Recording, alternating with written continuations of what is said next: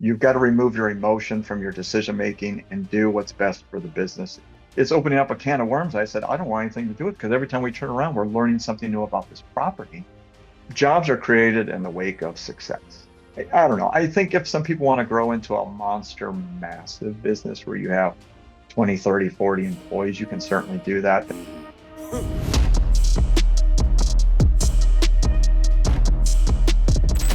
Hey guys, welcome back to Savage Systems Podcast. I am super fired up, guys. We got Mr. Kevin 30 on today from Houston, Texas with WashPros. Guys, we're going to be talking about some really, really good things. There were some things right before we started that we were talking about on just how to navigate kind of entrepreneurship and how one business can kind of turn into another, which can turn into another. So I tell you what, guys, this is going to be a killer one. You guys definitely want to pay attention. And then obviously we're going to be dropping all of Kevin's information below. So if you guys if you're in the Houston area, you're looking for some of Kevin's services, you guys definitely make sure and hit him up. But hey, let's dive into this thing. Kevin 30, welcome to the show, my friend. Hey Let's man, give a round of applause. we're super happy to have you on, man. But hey, tell us about like how long you've been an entrepreneur. Like, tell us how you kind of got started. Go into detail just a little bit about that. Like, because I know we're very similar. We just got into it on accident. You know what I mean? And that's how a lot of these entrepreneurs get into it. So, man, give us some insight. How did you get started? Well, first of all, thank you and good morning to everybody. So I came up in a very traditional family. My parents were born at the end of the Great Depression, World War II. So life had a lot of uncertainties, no safety nets. So when you kind of go through life, it was always taking the conservative path and approach to anything you do in life, whether it's personal or going out and getting a job. And so when I grew up, I used to draw pictures. And one of the things I used to draw a picture of was a restaurant at a golf course. And it always had our name, Thury, written right across the top of it. And I was like, yeah, I'm gonna own a business. I had no idea that I was probably 7, 8, 9 years old. And I had no idea. But then I went on to high school, I went on to college, I graduated, got my business degree, worked for Anheuser-Busch and an international window door manufacturer called Jeld-Wen. And that moved me all over the country. And little did I know that one day that kind of dream when I was a kid would actually become a reality, come to fruition. So once I settled my roots and put them down here in Houston, Texas, I got into the moving industry while I was building a sales career and a project management career because I was like, for all the years I moved with my job, one thing, or even going back to college, I was very good naturally at moving. And so I started in that industry. We subcontracted some work, and my first employee was this big guy, Mike from Baton Rouge, Louisiana, thick accent. And he said, well, you're the corporate gangster. He says, you're the pretty face and the brains. He says, I'm the brawn, I'm the muscle with the experience. And together we just worked really well together. And pretty soon people came after us asking, do you do side jobs, side jobs, side jobs? And we ended up starting a moving company called Side Movers as a fine twist on side jobs. And then as those years kind of multiplied, we became extremely entrenched with our customers. We're to the point where they would trust us, even if it was from a referral. They would hand us the keys, go stay in a hotel and say, when you're done, come let me know. I'll meet you there. And that's just something that manifested. So we went from 0 customers to probably just over 2,000. And I was like, okay, well, what we're doing is working. People really trust us. And then our customers came to us, and this is where, kind of to your point earlier, how sometimes things can spin and manifest into other things. They said, hey, we like you guys, we like the way you do business. What else do you do? And when we asked them, they said, well, like if we move, do you do maid services? I was like, well, no, that's not really what we do. And I said, well, what are the other services or what other things are you looking for? And the first two were window washing and pressure washing. Now, if we step back at social media and just accessibility, business coaches and things, they really weren't even a blip on the radar. Instagram is nowhere near today what it was, or I mean, it is everything today that it wasn't 10 years ago, 12 years ago, 13 years ago. And so you really had to go kind of boots on the ground, find somebody that was willing to share some information with you, figure a lot out on your own in a crash course, and then go chase down different distributors that maybe sold certain products or stone and some of these other things to figure out, how do I clean this stuff? What Yeah, what tell do us I about need to like know? tell us about the first one. Obviously, you have experience in, like with the moving company, right? And you've built this Yep. good customer base. Like, tell us about the very first experience. Like, Were you like, oh my gosh, I have no idea what I'm I doing? actually, I Like, actually nailed it, but I yeah. laugh at it because everybody that's in the pressure washing realm, the industry, we know surface cleaners, and now you have the ride along lawnmower decks that basically can be converted to pressure washers where you can just knock out a monster amount of square footage. I had a Home Depot pressure washer that was like 2.5 gallons a minute with a wand. And I literally did a long driveway and I actually got it done in an hour and a half, which I still can't believe to this day. And it turned out real nice, but you're just standing sweeping back and forth, back and forth, back and forth. And I remember I was like, oh man, this looks really good. But I said, it's a lot of sweeping. I said, how do these guys do it? And I never saw anybody out in the neighborhood. So I didn't have a frame of reference on them. And then one day I'm in a Home Depot or Lowe's and I see a little surface cleaner. I was like, well, that's got to be far easier than what I'm doing here. But I wasn't using chemical. I still wasn't dialed in on what pressure to use or not to use and understand some of the ratios. I get about 4 jobs in.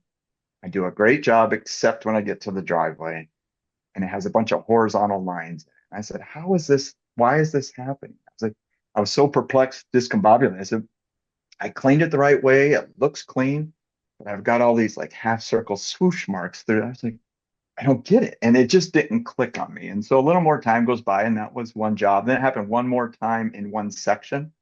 I was like, okay, well, those look great. That concrete over there looks great. Why is it this one? And I realized then when you start doing the math and the ratios between the size of your pressure washer, the gallons per minute, using chemical to pre-treat your surface, all of a sudden things magically got perfect. And unfortunately, I didn't have the database and the resources then to have a really good CRM in place. So I could never reach back out to that customer to figure out, hey, FYI, I know what I did wrong. I can fix that. So that poor soul probably had to hire somebody over time at my failure. But when you How much fail, did you fail charge forward him? kind of. Do you feel like you charged him like a, I mean, looking on it back I think now it and all was that stuff, fair because do you, it was the front driveway plus the back patio. So I think it was like 450, $480, something yeah, like that. nice. But they left me an impression. They left the check in the bag on the back like patio table, and it was a nice house. And yeah, unfortunately, I was able to take payment, and they came home to a bunch of horizontal lines in the driveway. So So not my proudest moment, but you learned a lot on the first one. I sure did. Yeah. And so For after the that, you just kind of dove in. You're like, all right, I got to learn how to not, not I windshield went wiper I went over back to here. the college mindset, and anybody that knows me is if there's a problem at hand, I may not have the exact answer at that moment. We'll speak to what we know. And that's one thing I will say for all the listeners out there, new business entrepreneurs, never speak to anything you don't know. That's one thing I did is I spoke to what I know. I just didn't realize what I didn't know at the same time with chemical and pre-treating things. And once I learned that, then I said, now it's behoove me to go out there and get as much training and study this stuff as best as I can so I can be the best professional if we're going to be a professional cleaning company. And that's something I still am to this day. So we get a lot of calls even today, for example. I always kind of laugh. It's tongue in cheek. And I said, they keep calling us, but we never get the easy ones anymore. We always get the precarious, stainless steel over here. You've got aluminum here. You've got mirrored glass and new brick, and then you've got marble pool. And I'm just like, they give us the hard assignments. We don't Yeah, get the because easy you have ones to have very like often. different pressures and you don't want to blow anybody's paint off the side of their, I mean, all sorts of stuff, right? There's soft washing, there's pressure washing, then there's different chemicals made for different substrates, including things when you get into the metals or aluminum, so that you don't etch them ultimately. How many So you jobs really you, need to understand that. yeah, how many jobs do you think you kind of went through before you really had a grasp on, or even just a timeline? The basic jobs, which I call the low-hanging fruit, which you see the part-time people and the weekend warriors are like your driveways. You go into a cookie cutter neighborhood. I mean, you do a handful of those, you get it, especially with today's knowledge and the accessibility for the information that's out there, where you can see a lot of reels. People are putting chemical, they're telling you what they're putting it down.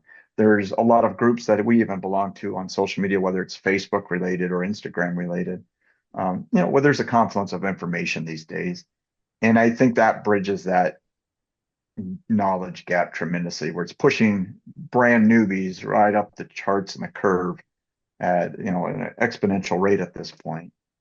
But you can still tell the newbies versus the ones that have been around. So I would say that first year, maybe year and a half because the social media platform isn't what it is today. Of course. Those resources just were not readily available. So for me, maybe I was a slow learner or not thinking outside the box better, but it probably took me a good year. Okay. That's good. I mean, it's really not that. That's about, I would say that's about normal, right? For business owners, like, hey, the first year you really just try to figure things out and get things in order. And then after that, I mean, we're talking, you're almost coming up on 9 years, right? It'll be 9 years in April. Yeah. That's huge, man. So And I don't know if I did this on purpose or by mistake, but my parents' anniversary is April 26th. And recently I had to pull up our filings for the state, and the date on the filing for our particular name was April 26th of 2017. So like we did a beta year the year before, and then 17 we officially launched the name. nice. So I don't know if that's divine intervention or if that's just coincidence, but Right. I don't remember. What do you think some of the biggest mistakes that you made, let's just say early on in business? Did you guys get to where you had to hire some people? Did you, kind of expand? Like, talk to us maybe some about just kind of the issues that you had early on in business. I think year one, year two, year three, before I took on a business coaching mentor who's now a friend, it was not having systems in place. I think systematizing is something that's key because it's not only a roadmap for you as a CEO, but your organization, your organizational chart, right down to your tech, so that when you have the interaction with the customers at the different levels, everybody, they can follow the compass. There's a compass to follow within an organization. And when you can be transparent with that and consistent with that, that tends to lead to consistent service, which then the expectations start to increase because you're starting to build the rapport and the trust with the customers, because there's synergy within it. So it's easy to do business with this company. So I would say first and foremost is I would implement a CRM day one just to manage your database, schedule your jobs, your invoicing on one platform. We did migrate to another platform, and then we were on that for the majority of the years. And about 2 years ago, we switched to another kind of more of a home service based one. And we're Nice. still evolving and learning it, but it's just having that CRM in place. It makes you look more professional, keeps you better organized. It allows a confluence of people to have, uh, if you think of some of the apps, you're just trying to share information so that the team is on the same page. So you know where team A is, team B is, what's the revenue looking like this week on the books. If you're somebody that's commission based, you can tag yourself in the CRM so you can see kind of like in a sales competition how you relate to the other couple of people and then estimate your earnings based on that. So I just think it's good front to back for your perception to the client, but also internally just for communicating with the information there. The I would say the other thing is I would have invested in non-Home Depot equipment sooner versus later and gotten to things like the surface cleaner sooner and some of the soft wash.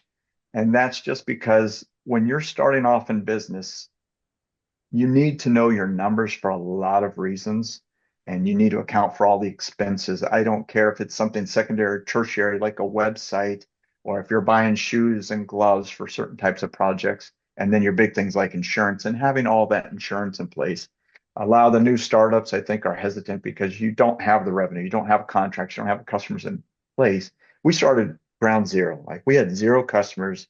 Today we have about 3,600 customers, so we're not Wow. perfect in that sense, but for the next goal and the next tier we're trying to hit, we need to ultimately either cultivate a higher average ticket within that group and add a few services, but also probably add at least another 25-30% to that customer base in order to get us to that next tier.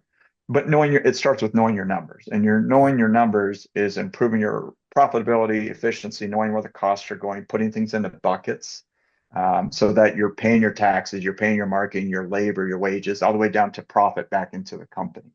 And I would recommend for new entrepreneurs, especially those first, I would even say 1 to 5 years, reinvest heavily into your business. And then once you get years 5 through 10, you're going to fine tune that because that's kind of where we're at now, right? We're in that 5 to 10 transition.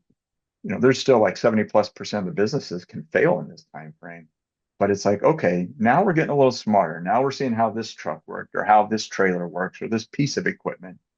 What would we do differently to make us more efficient? Because if you're not cultivating and driving extra revenue from within your customer base and you're only adding incremental and new customers or new contracts, then you must become more time efficient at your job sites.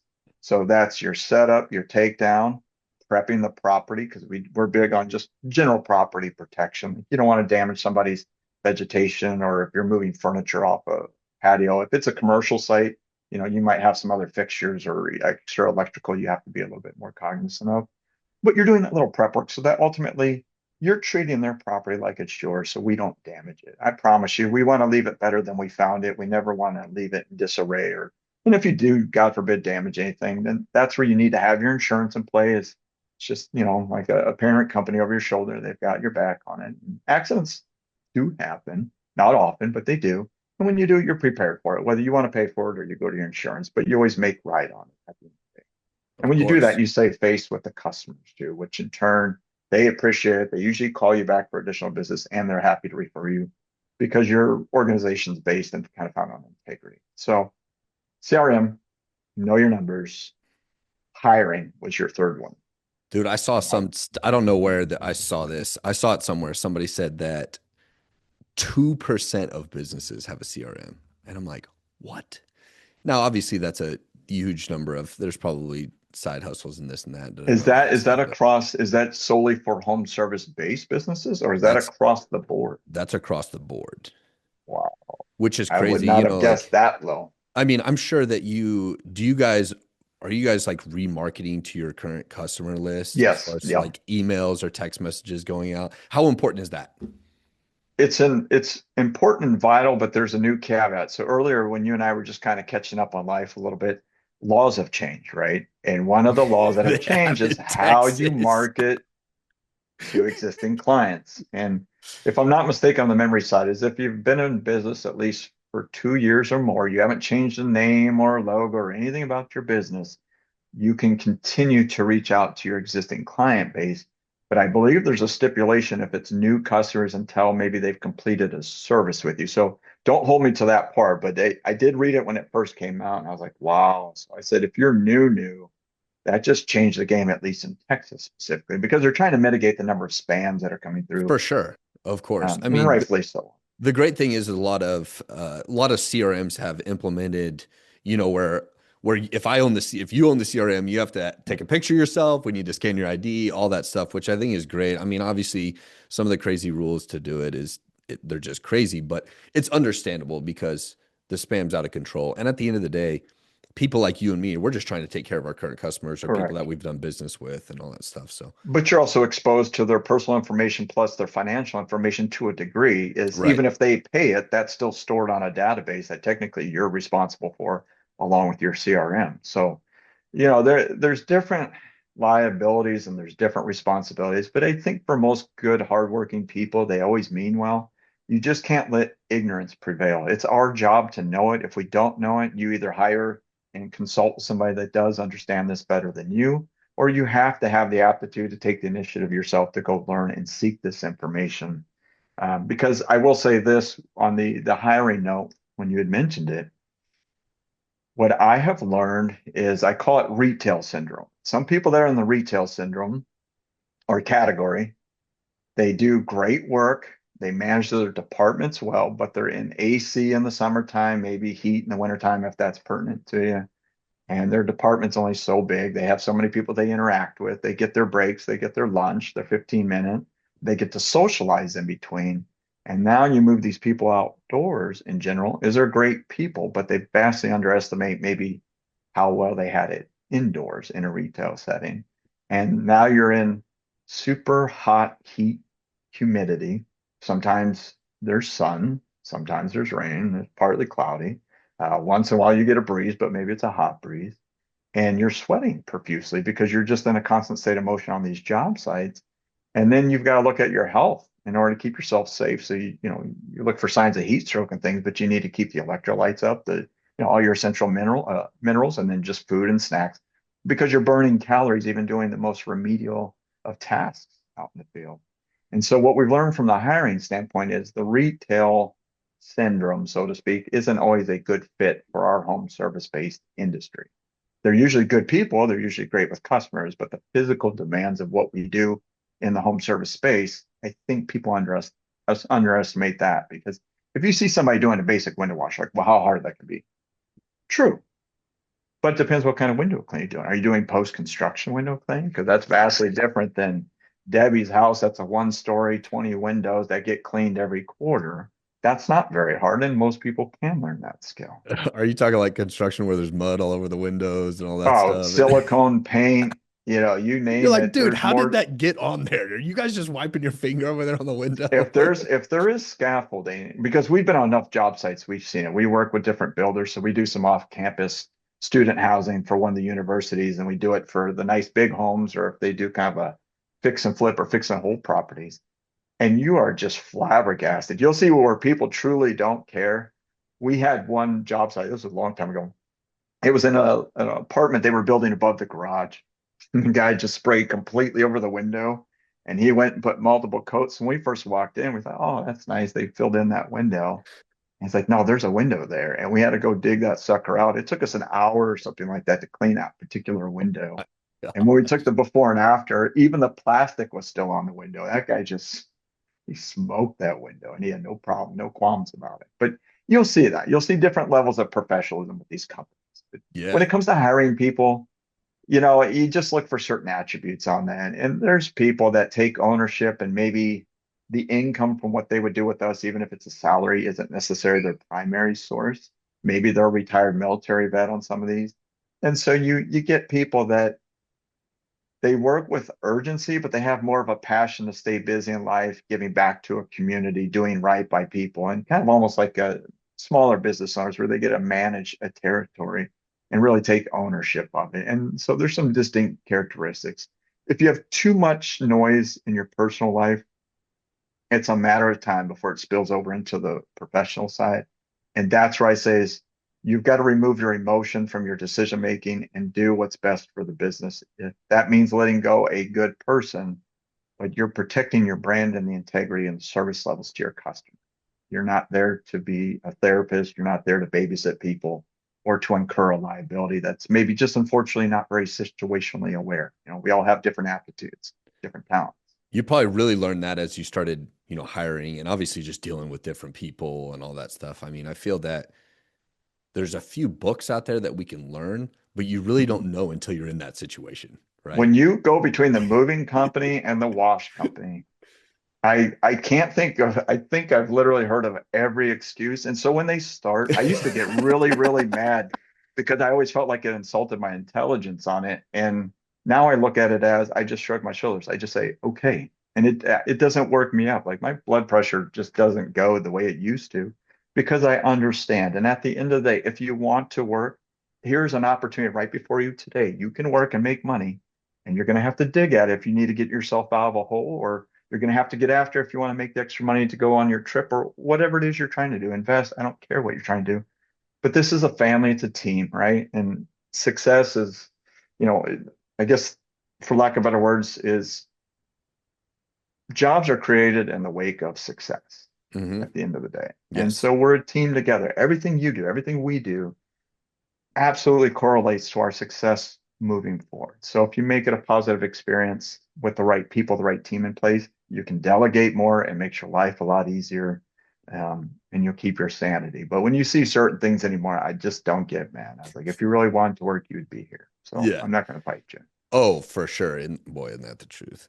Yeah. So can you tell us like a little bit about how your company is like structured? Like who reports to you? Like what are they responsible for? Maybe just tell us like a little bit, like, how many people you have on the team. So we have changed kind of our structure over the years as we were thinking gung ho W-2 alligator across the board for everybody versus we have two that we keep on hand as of today that way. And then we have between subcontracting and special projects. So at the end of the day, we have a CPA and everything that we have with our earnings, we report it rain or shine. What you do to it after that, that is solely up to you. And we can't babysit that part of your life for you, but we do everything on our end to stay compliant where we need to stay compliant. So we have about a team of 10 of us today. Nice. And we have access to other resources because we talked a little bit earlier when we were catching up that we've now added drone services. So we have cargo trailers that have hot water, cold water systems, purified water systems, and then you have the drone capabilities beyond the vehicle that's made really strictly for residential and commercial pressure washing, soft washing, window washing, roof clean, so on and so forth. And out of that mix, we have some of them that are subcontractors. And again, we give people the choice which route they want to go. Others on the sales side have a commission-based structure built in, so they understand that for every job they sell at X amount of dollars, this is the percent commission they get it. And it's up to them to report it. We write the checks, cut the checks, it goes straight to them. So kind of where we are today is, so obviously I sit at the top, and I'm a little bit of in and out of the field again today because we lost a few good people to the oil and gas industry. So, those are some of the challenges you don't always foresee as you're growing, as you try to keep somebody in the wings with your systems, right? That's trained up, ready to go. So if somebody does leave, you can promote them right away.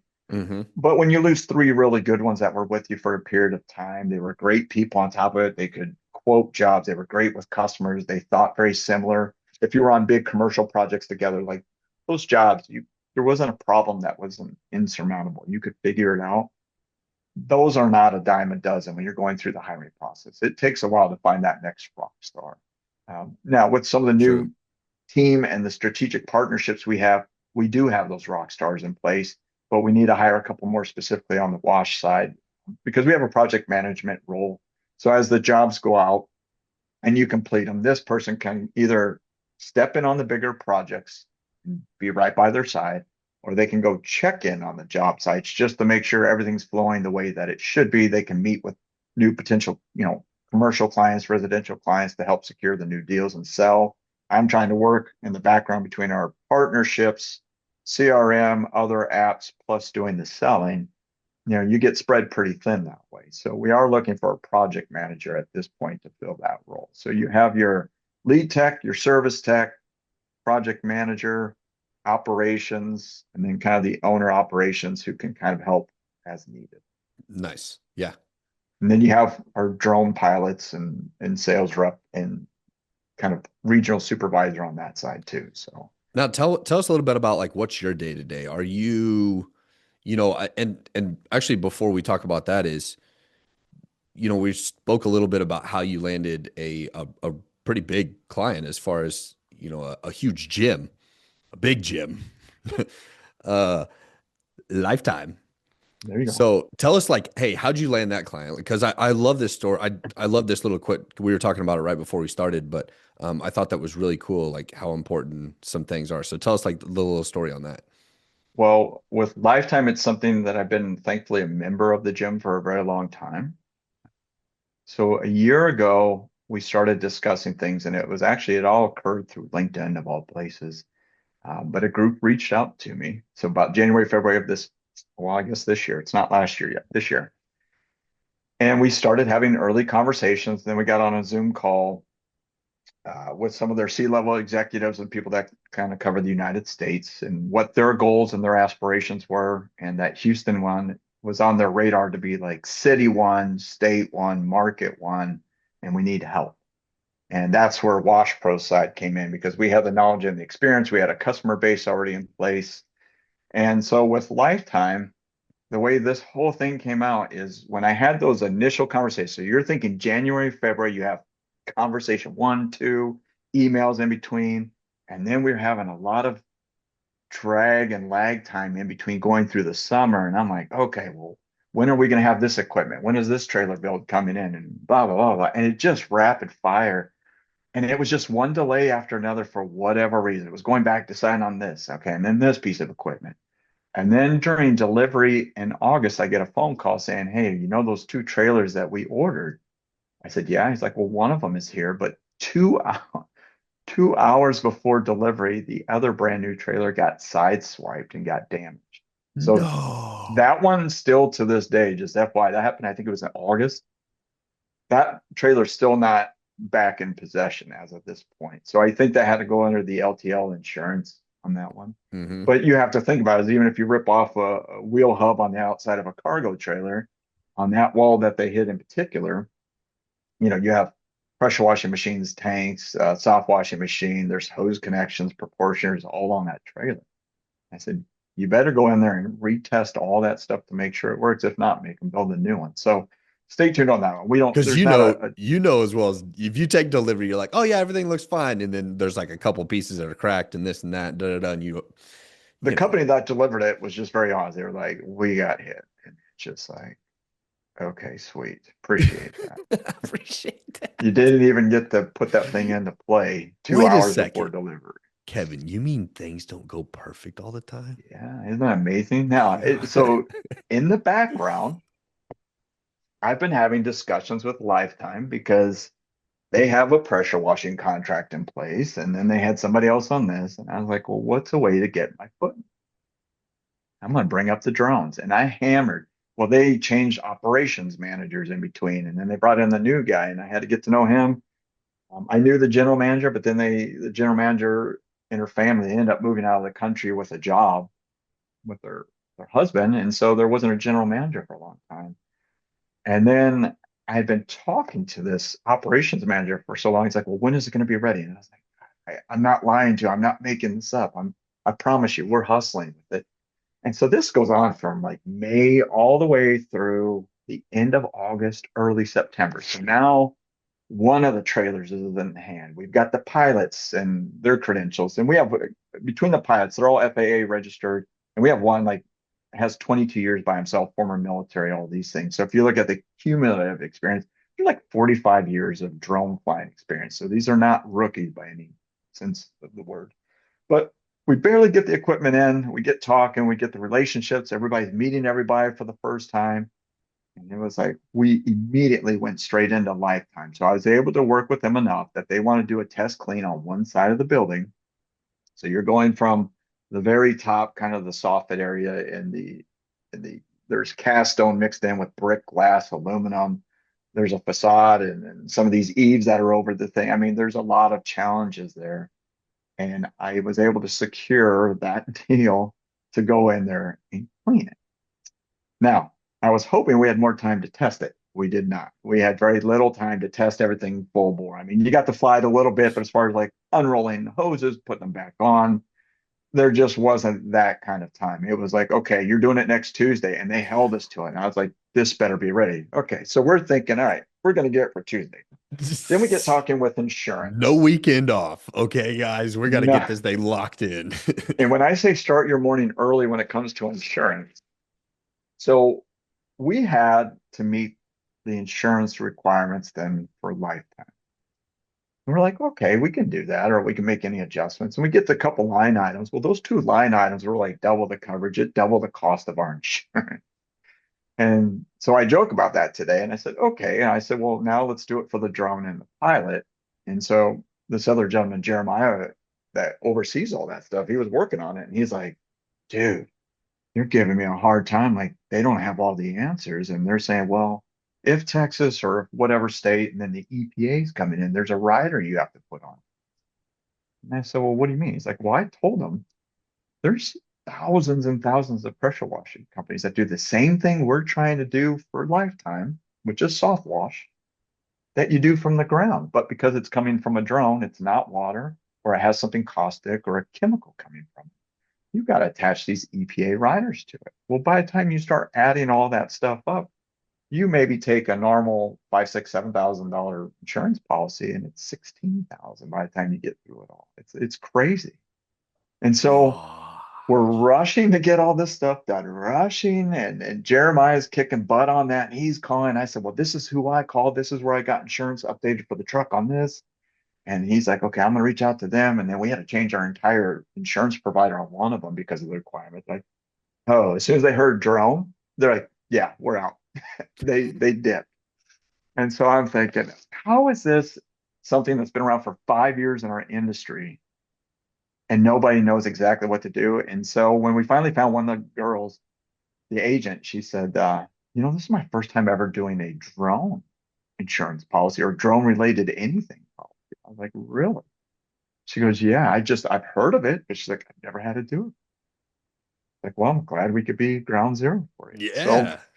anyway, Jeremiah did a lot of work. I Don't did what charge I me any. could. Charge me very little, okay? Well, Since we're those commissions is what hit you hard because for every one you pay the commission, right? So I yeah. think that's probably when you look at the 16,000 and 8,000 and 7,000, whatever it is, how much heavy. is that on commission because they signed a new policy? Well, when those two line items changed, they got it for general liability, workers' comp, and then for the commercial auto. And then you got to cover the equipment on there, usually with marine insurance. Then you have a cargo trailer, then you have a drone added onto it, and it's just, and then you have a truck pulling the cargo trailer. So, anyway, we're doing all this literally within a week to be ready to be on site Tuesday morning at Lifetime Fitness, where we're shutting down a road. We put up cones. We have multiple people out there, multiple teams, and we start flying. And the moment we start flying the drone, there's a big crowd of people. They were fascinated. A random storm pops up, and it didn't necessarily go away right away. It rained a little bit, but it was the winds. And so we had like 15, 20-mile-an-hour gusty winds to start day one. So something that we should have been able to knock out one side of the building, relatively speaking, in like that 4 to 5 hour range. We were there like 7 hours day one, and we had to come back for day two because as we're spraying the chemical, getting that dialed in, then a couple of hoses burst. Then as the hoses got fixed or swapped out, then the proportioner wasn't pulling the surfactant like it was supposed to. Then it was the chemical strength ratio that we were working with. And everyone's thinking we were going to come in and just boom, boom, boom, knock this out. And with boom, boom, boom, hold on, we've got this. And then to remove the operations and the equipment side of it, even with cones, even with security, even with barricades, people just kept walking through the cones right underneath the drone. Well, that's one thing you can't do under the rules and regulation, the law. And so then you have security help keep people out. People are getting yelled at. But it happened the 2 days that we were out there. The second day went the And way you're the on site the first whole day, time, right? Because this is probably your first entire deal. time. You're like, we have This to make sure was and hit this thing. Jeremiah's there, I'm there, the pilots are there, and it's just like we're doing whatever we can. So I hop on this canopy and I'm spraying clean water to help diffuse the blowing chemical in the wind so it doesn't burn the trees. We have the neutralizer on the ground and all these things. And in the end, the results turned out quite well. But it was like day two went the way day one should have gone. Hmm.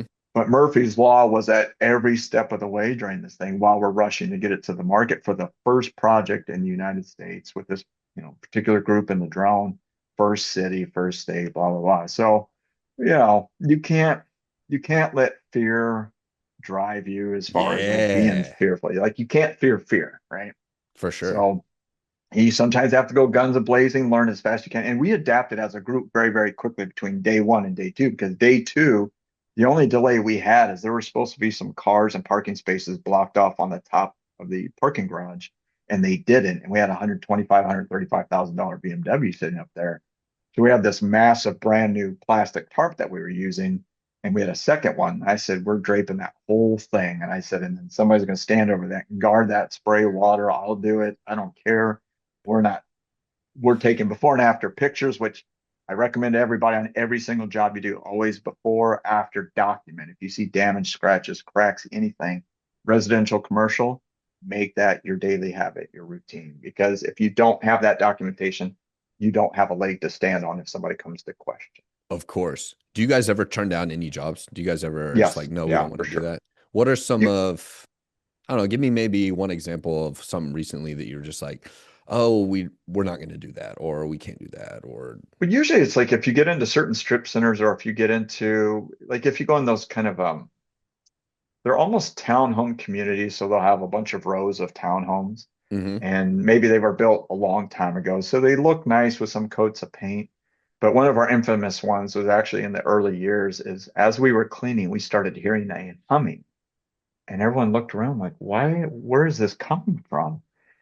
And as we started doing investigative work, so we've got a guy spraying with water. We have a guy with a surface cleaner doing surface cleaning. And I look underneath the bench and I see a wide open outlet under a bench that's not on the map. I said, that's a power outlet. I said, shut everything down. I said, get out of here. I said, that's electricity. Then we Oh look in my some other goodness. alcoves. There were hidden outlets that these residents were installing, and they weren't telling their own HOA, and they weren't filing permits for it. And so we got halfway through the project, and I told the group, I said, look, there's so much liability on here between water infiltration, people installing electrical wiring and outlets that you're not even aware of. And I said, we almost got electrocuted on one of them. I said, this is not worth our crew's liability. And it's opening up a can of worms. I said, I don't want anything to do with it because every time we turn around, we're learning something new about this property. And so I said, here's what I'm looking for at this point. You pay us back to our fixed cost plus a little bit of labor, and we're done. Like we're not coming back. And we did, and we got paid, but we had to walk away for just safety and just to mitigate liability. I was sitting there trying to think, like, what do you mean buzzing noise? And that totally I it makes was and sense. it was a loud hum. It wasn't just like I was like Like, what is there? it was loud Animals? Is enough. there like some bees or something? You're like, no, there's illegal electrical outlet in the It was ground. loud enough that we had all the engines going, and I was like, hmm? And then I looked and I was like, no way. And Everybody. it was in the front courtyard of that particular property.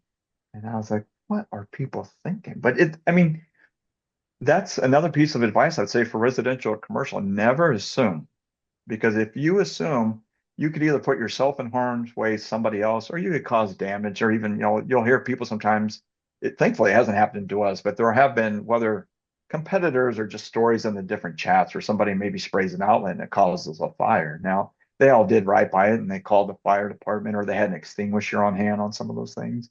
But, mistakes and accidents are going to happen. But if you don't take time to slow down and really survey a site before you do it, you're doing yourself a disservice because you can avoid a lot of these things with the proper preparation on that. But on the lifetime, to kind of close that, there may be a potential opportunity here for us to come up and do a second phase of that.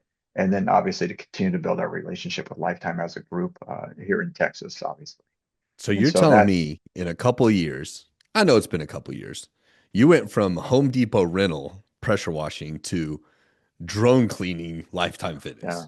yeah, all Jeez, within, man. to me, it's not fast enough in that sense because I was looking at drones originally 4 years ago when they first came on scene. Yeah, of I just didn't want to dole out the capital for it. course. And so then the right partnership, the right opportunity came about, that the right terms were there, and we have the funding and the support where we needed it.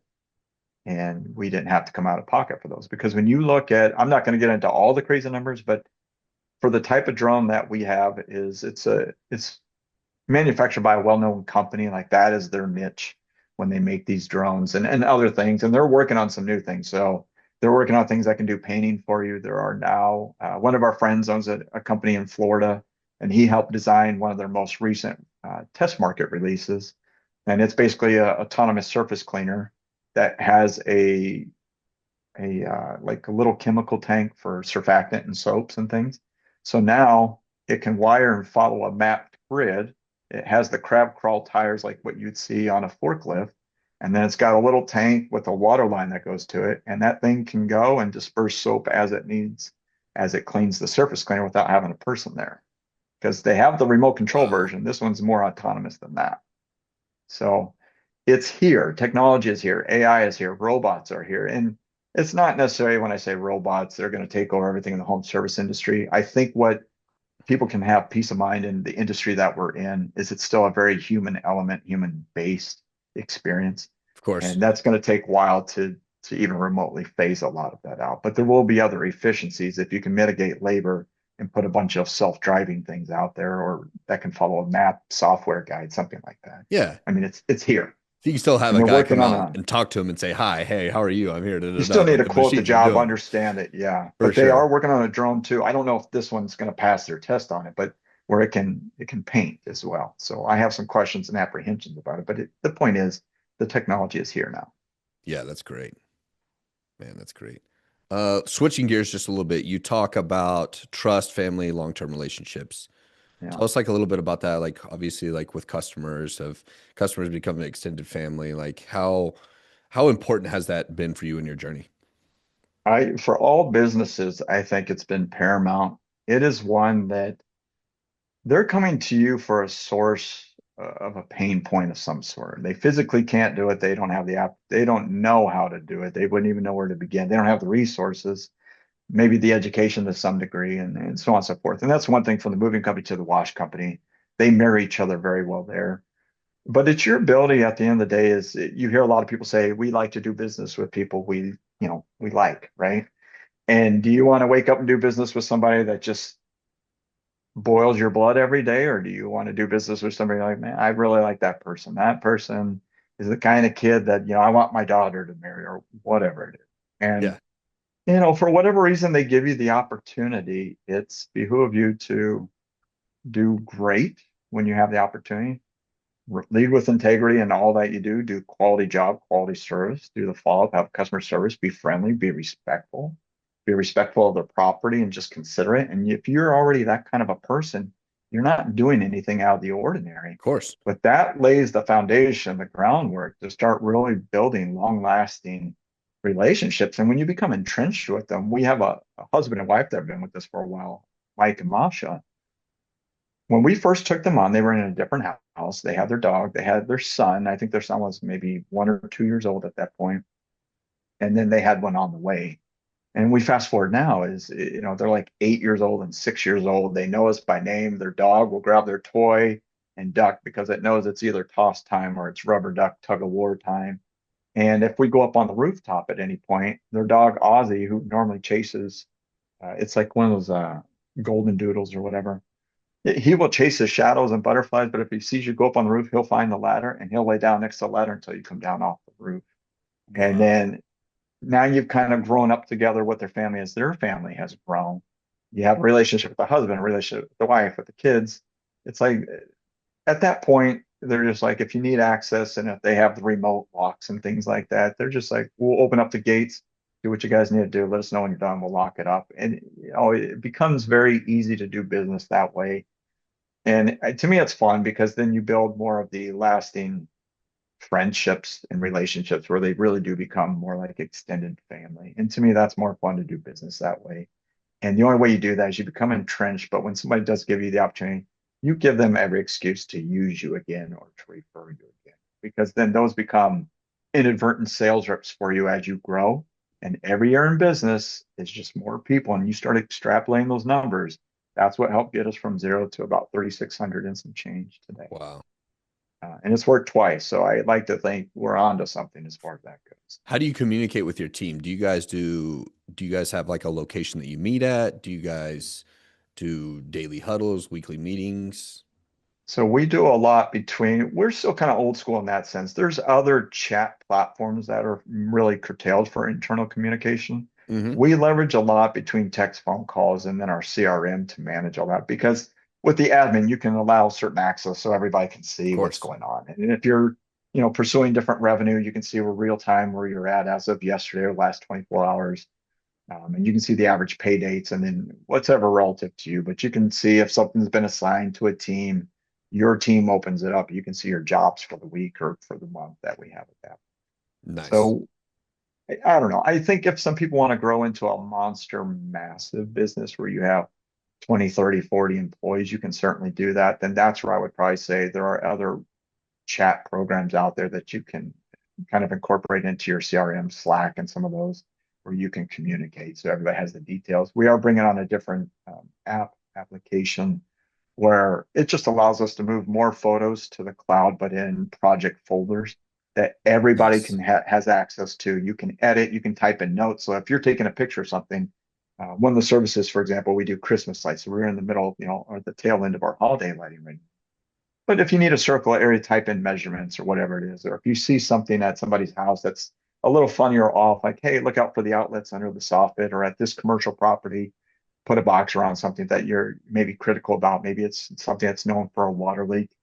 You can put all that into the folders and you can use it either a name or by an address.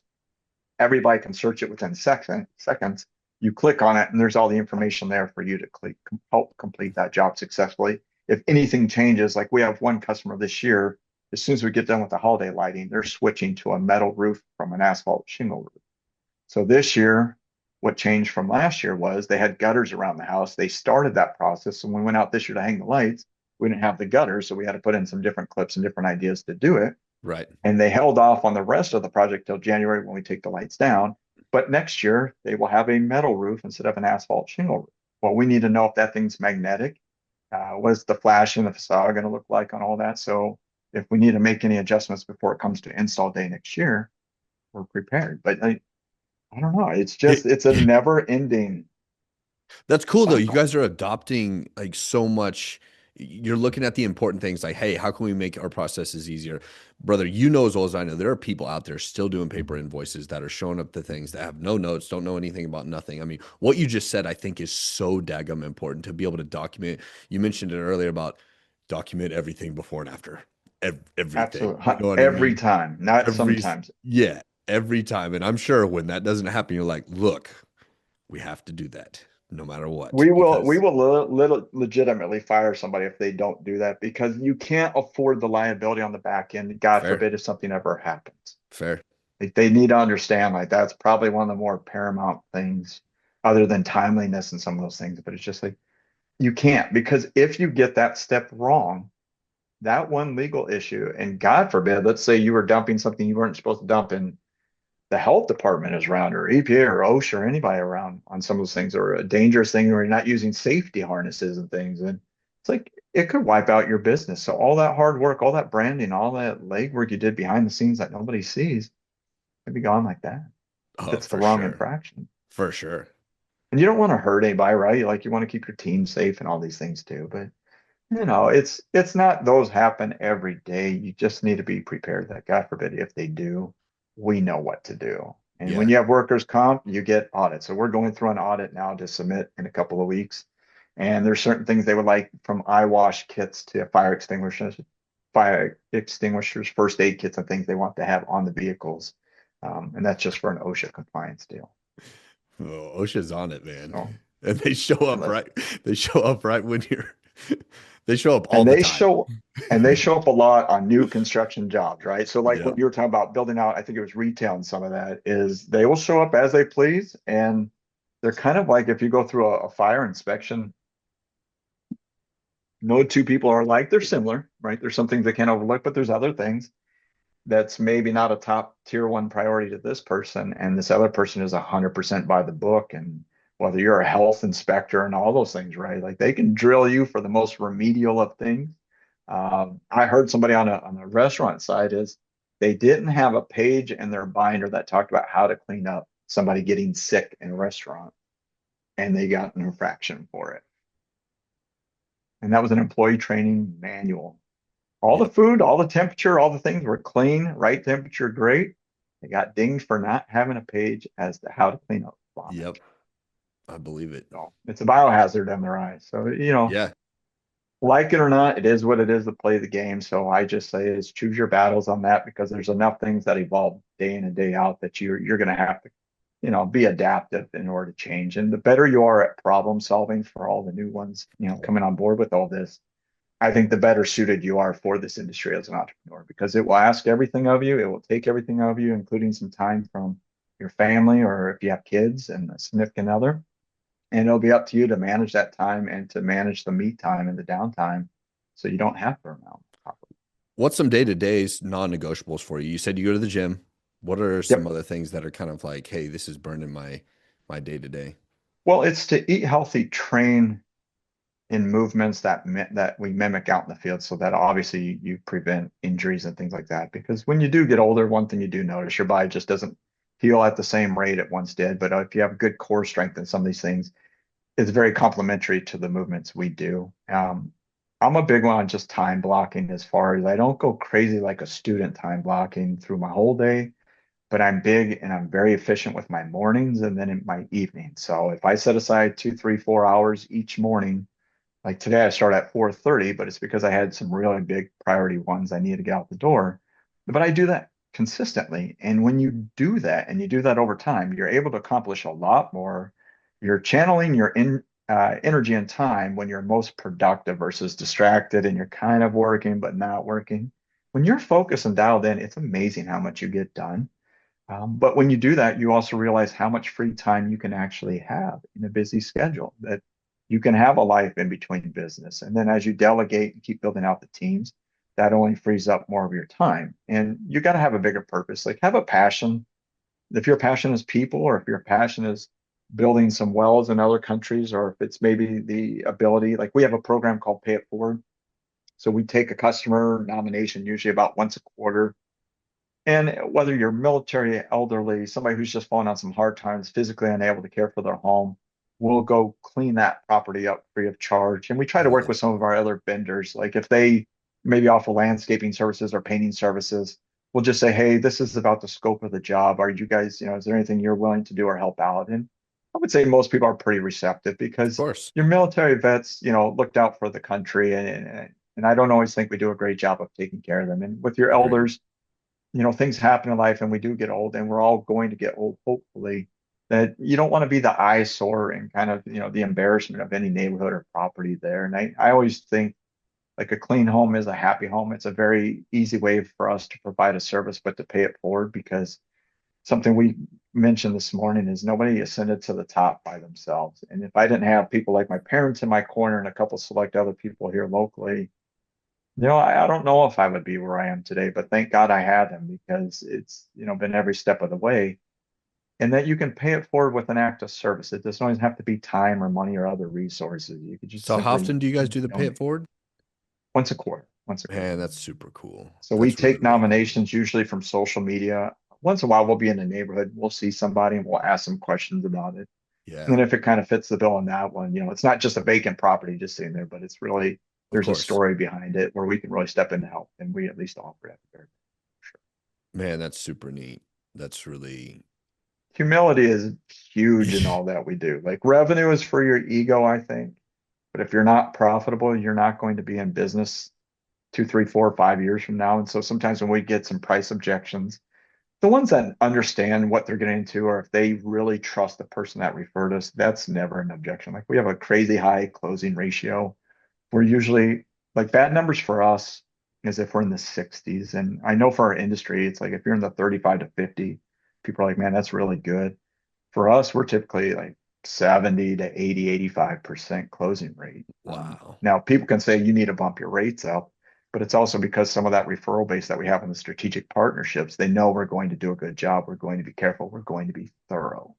So they're like, if I have to pay a few dollars more, we've paid the other way before and it didn't work out for us. So Yeah. that's how you get over some of the pricing objections. But I always say is if you want a discount, maybe I was a little bitter on this day. This guy was a realtor and he hammered us, and he was not like a strategic partnership realtor. He just happened to be a realtor, and he was hammering us by culture for a price discount. And I asked him, I said, well, let me ask you a question. If I don't like your commission structure, will you take a discount so I don't have to pay your 3% fee when we close on the house? And he laughed and he says, definitely not. And he started laughing. He goes, I think I get your point. I said, that's all. I said, we provide a service at a certain level. It costs money to run this business. I wish it was cheaper. I think we all do and less red tape, but that's not the reality of it. And then you've got to compensate and accommodate for the what if factor on these different jobs, plus your labor, employees, websites, Of course. insurance, CRM, any platform you do. Maybe somebody that answers the phone, somebody that manages those calls. Like every nuance costs money to provide that convenience for you to make it easier for you to do business with us. And then it's up to us to do a good job. For sure. So, I love you that, know, man. it's Where do you see Wash Pros in the next, you did mention early on, like, hey, I want to grow the company another like 20, 30%. Like, where do you kind of see you guys yourself? Like, hey, maybe in a year, 3 years, 5 years, like kind of what's your big goals there? well, there's a very specific metric we're chasing, which ties to this hair. So a little bit of the story I told you earlier is there was two goals. I'm not telling anybody about them. It's driving them nuts, but I've always had short hair. So if you guys do post that the headshot, I think it would be kind of great and funny at the same time because Perfect. everybody's always seeing me with the short hair, and they call that photo I sent you guys the bachelor photo. Guys, Okay. bachelor. Nice. But some of these people haven't seen me since then. And one of them, this happened during Christmas lights. He's like, "Where's Kev?" I was up on the rooftop training somebody on some Christmas lights. I said, I'm up here, dummy. He was like, just not seeing the hair. But for me personally versus the company. So the company is, I would say, is let's achieve that 20, 30% growth because that'll get us to our next financial tier, which would Hmm. lead me to probably chop my hair, just as a hint. The second one is also to put some more top tier talent in place between project management and I would say either a general manager or a kind of an operations manager. Because at that point, they would know enough of the tasks to run the day to day.